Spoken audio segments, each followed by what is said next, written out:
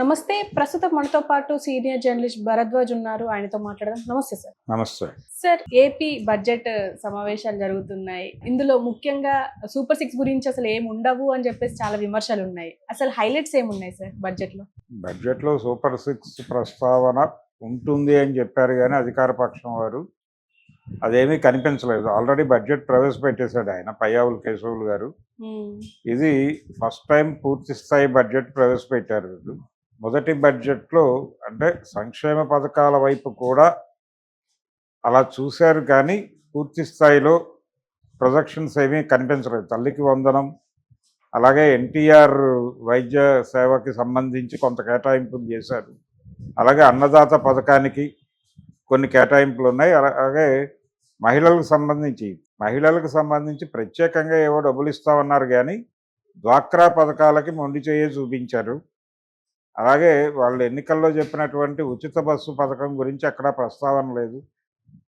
ఇతర అంశాలు కూడా అంటే గత ప్రభుత్వం చేసినటువంటి కొన్ని ఏరియాల్లో వాళ్ళు చేసినటువంటి సర్వీస్ కూడా ఇక్కడ కనిపించలేదు అనేది విమర్శ.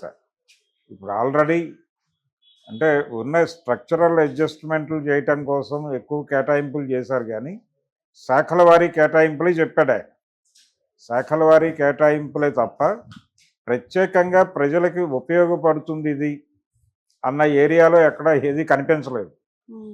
ఉచిత బస్సు మాత్రమే కాదు, అంటే భోజనం పెడతారు ఉచితంగా, దానికి సంబంధించి కొన్ని కేటాయింపులు అలాంటివి జరిగినాయి. అంటే ఆల్రెడీ అమలు జరుగుతున్నటువంటి కార్యక్రమాలకి కొంత ఆర్థిక భరోసా కల్పించే ప్రయత్నం చేశారు. అలాగే స్కూల్ పిల్లలకు సంబంధించి కూడా మేజర్ ఇష్యూస్ ఏమీ లేవు. నడుస్తున్నవి నడపడానికి సంబంధించిన ఆర్థిక భరోసా ఇచ్చే ప్రయత్నం మాత్రమే జరిగింది కానీ కొత్త ట్విస్టులు, హైలైట్స్ అని చెప్పుకోవడానికి ఏమీ లేవు. దీనిలో చాలా ప్లెయిన్గా ఉంది బడ్జెట్. ఎవరికి హర్షణీయము అని చెప్పడానికి ఏమీ లేదు. దానిలో చాలా నార్మల్ బడ్జెట్, వచ్చిన డబ్బులు ఎలా ఖర్చు పెడతామన్న పద్ధతిలో ఉంది తప్ప ఎవరికి ఏమీ చేయలేదు. అలాగే సూపర్ 6 హామీలకు సంబంధించిన జాడ కూడా లేదు. బహుశా ప్రభుత్వం వాటిని మర్చిపోతే మంచిది, వచ్చే ఎన్నికల్లో ఫ్రెష్గా మాట్లాడుకుందాం అనే మూడ్లో ఉండొచ్చు. పోలవరం ప్రాజెక్టుకి కేటాయింపులు పెంచారు. అది ఒక డ్రీమ్ ప్రాజెక్టుగా ప్రొజెక్ట్ చేసి ఆ ఏరియాలో మేము డబ్బులు ఖర్చు పెడుతున్నాం అనేది ఒకటి బలంగా చెప్పారు. అలాగే రాజధానికి సంబంధించి కూడా కేటాయింపులు జరిపారు. ఈ రెండు హైలైట్స్గా ప్రొజెక్ట్ చేయదలుచుకున్నారు వాళ్ళు.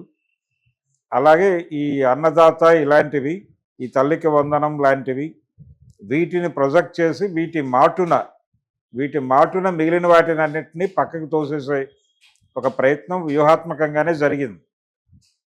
మరి దీని మీద ప్రతిపక్షాలు ఎలా రియాక్ట్ అవుతాయి అనేది చూడాలి. ఈ హామీల అమలుకు సంబంధించి ఇది కష్టం అనే మాట ఆల్రెడీ అన్నాడు ఆయన, చంద్రబాబు గారు ఇంతకుముందే అన్నాడు. కాబట్టి కొత్త మాటలు చెప్పాల్సిన అవసరం లేదు, మా ముఖ్యమంత్రి గారు ఆల్రెడీ చెప్పాడు అని చెప్పేశాడు. అయితే వ్యవసాయానికి చాలా ఉపయోగపడే బడ్జెట్ అని చెప్పి అచ్చెన్నాయుడు గారు చెప్తున్నారు. రేపు ఆయన వ్యవసాయ బడ్జెట్ కూడా ఉంది, ఇప్పుడు వ్యవసాయ బడ్జెట్ కూడా ప్రవేశపెడుతున్నారు. దానిలో మెరిట్స్ ఏంటి, దీనిలో నుంచి వాళ్ళకి యాడ్ అయ్యేది ఏమిటి అనేది చూడాలి. వ్యవసాయానికి కూడా భారీ ఎత్తున కేటాయింపులు, లేకపోతే రైతులకి దన్నుగా నిలిచేటువంటి పథకాలు, అలాంటి ప్రకటనలు ఏమీ లేవు. ఏ సెక్షన్కి స్పెసిఫిక్ లాభాలు చేకూర్చే విధంగా బడ్జెట్ లేదు. మామూలు సాధారణ పరిపాలనకు సంబంధించిన బడ్జెట్ లాగానే ఉంది అది. ఏ రకమైనటువంటి విచిత్రమైనటువంటి అంటే ఇబ్బంది పెట్టలేదు, అలాగని చెప్పి ఏ రకమైనటువంటి మెరుపులు లేవు, చీకట్లు లేవు, కొంచెం బ్యాలెన్స్తో వెళ్ళే ప్రయత్నం జరిగింది. దీని మీద విపక్షాలు ఎలా మాట్లాడతాయనే చూడాలి. విపక్షాలు లేవు ఇప్పుడు అక్కడ. కొద్దో గొప్ప మాట్లాడితే వామపక్షాలు మాట్లాడాలి, లేదంటే వైఎస్ఆర్సీపీ మాట్లాడాలి. వైఎస్ఆర్సీపీ వాంటెడ్గానే బాగున్నా బాగాలేదంటుంది కాబట్టి అది పక్కన పెడితే లెఫ్ట్ ఏం మాట్లాడుతుంది అనేది చూడాలి. సార్, సూపర్ 6 ప్రస్తావన సార్ తక్కువ ఉంది అని అంటున్నాము. అండ్ ఫ్రీ బస్సు ఇక్కడైతే తొందరగానే పెట్టేశారు. మరి ఇంకా అక్కడ అమలు చేయకపోవడానికి కారణాలు ఏమై ఉంటాయి సార్? ఆల్రెడీ అక్కడ ట్రాన్స్పోర్ట్ వ్యవస్థ నష్టాల్లో ఉంది అనేది ఒక ప్రొజెక్షన్. ఆ ప్రొజెక్షన్ నుంచి ఈ భారాన్ని గవర్నమెంట్ ఎలాగ ఇస్తుంది, గవర్నమెంట్ నుంచి కార్పొరేషన్కి వెళ్ళాల్సిన అక్కడ గవర్నమెంట్లోనే ఉంది, అది విడిగా కార్పొరేషన్ కాదు.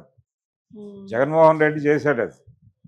చేసిన తర్వాత ఇప్పుడు దాని భారాన్ని ప్రభుత్వం ఎలా మొయ్యాలి అనే దానికి సంబంధించి ఒక క్లారిటీ లేదు వాళ్ళకి. ఇచ్చేటప్పుడు ఆలోచించుకోవాలి, హామీ ఇచ్చేటప్పుడు బాగానే ఉంది, అదేదో తెలంగాణలో వర్కౌట్ అయ్యింది, మనం కూడా చెప్పేద్దాం అన్న ధోరణిలో చెప్పేశారు. కానీ ప్రాక్టికల్గా ఉన్నటువంటి ప్రాబ్లమ్స్ ఏమిటి అనేది ప్రాపర్గా ఆలోచించలేదు.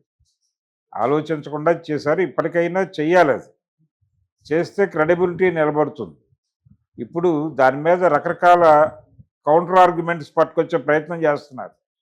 తెలంగాణలో ఆ పథకం ఎలా అమలు జరుగుతోంది, దాని మీద వస్తున్నటువంటి విమర్శలు ఏమిటి,